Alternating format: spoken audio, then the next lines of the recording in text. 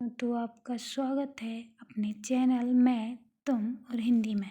तो आज अपन पढ़ेंगे कक्षा 7वीं का पाठ 10, जिसका नाम है सुभाष चंद्र बोस का पत्र। तो आशा करती हूँ कि आप लोगों ने पाठ बहुत अच्छे से पढ़ा होगा। तो यहाँ पर बहुविकल्प से शुरू करते हैं। पहला है अव्ययी भाव समास का उदाहरण है, तो ऑप्शन नंबर ए यथाशक्ति सही रहेगा।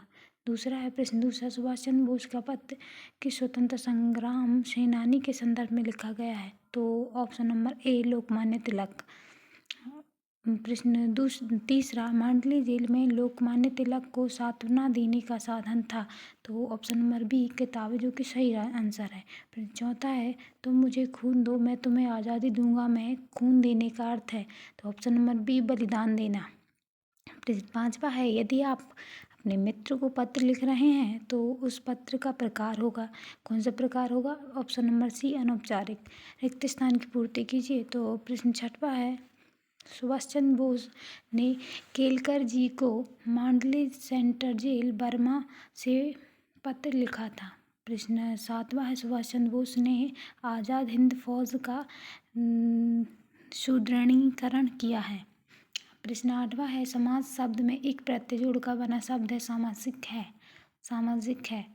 प्रश्न नौवां है कारागार शब्द का अर्थ जेल है, कारागार जो शब्द है उसका अर्थ है जेल। प्रश्न 10वां है तीन भुजाओं वाला त्रिभुज कहलाता है, तो चार भुजाओं वालों को चतुर्भुज कहेंगे। अति लघु उत्तरीय प्रश्न है। प्रश्न 11वां आपको अपने पिता को पत्र लिखना है, पत्र का आरंभ आप कैसे करेंगे, तो यहाँ पर अपन करेंगे पूजनीय पिताजी सादर प्रणाम नेहरू छात्रावास इंदौर, ऐसा कर करके अपन लिखेंगे। इस स्टार्टिंग मतलब प्रारंभिक है। प्रश्न 12वां है सुभाष चंद्र बोस का नारा क्या था, पहला जय हिंद, दूसरा दिल्ली चलो, तीसरा तुम मुझे खून दो मैं तुम्हें आज़ादी दूंगा। प्रश्न 13वां है गीता भाष्य ग्रंथ का प्रणयन लोकमान्य तिलक ने कहाँ पर किया था, तो उत्तर रहेगा मांडली सेंट्रल जेल बर्मा में।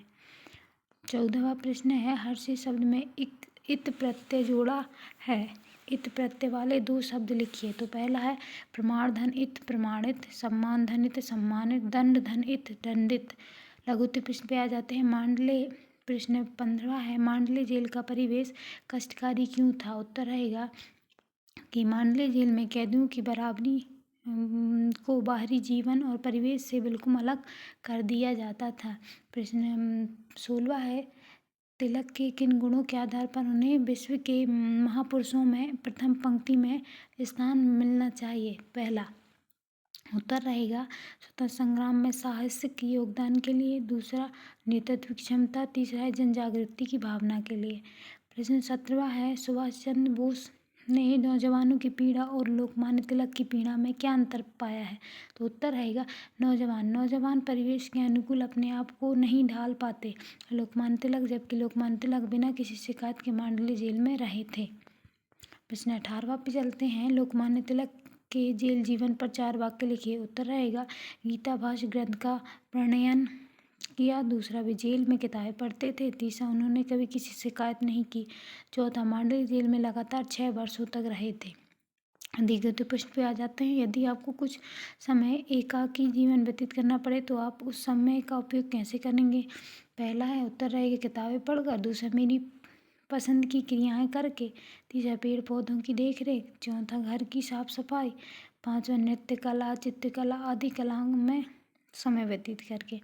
20वां है माननीय प्रधानमंत्री जी मन की बात में अपनी बात जुड़वाने के लिए एक पत्र लिखिए। तो उत्तर रहेगा अपन पत्र लिखेंगे, ऐसा लिखेंगे कि माननीय प्रधानमंत्री जी सादर नमस्कार, मेरा नाम अपना नाम लिखना है।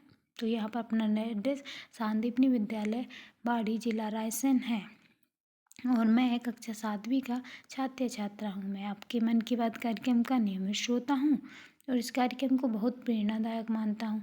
मैं पर्यावरण संरक्षण और शिक्षा पर अपने कुछ विचार साझा करना चाहता हूँ जो मुझे लगता है कि देश के लिए लाभदायक और ध्यान देने योग्य हो सकते हैं। कृपया इन विचारों को मन की बात कार्यक्रम में शामिल करने का अवसर प्रदान करें। धन्यवाद। और दिनांक वगैरह डालनी है। तो ये तो हो गया 20वां। तो आशा करती हूँ कि आपको ये पाठ बहुत अच्छे समझ में आया होगा। ठीक, थैंक यू सो मच।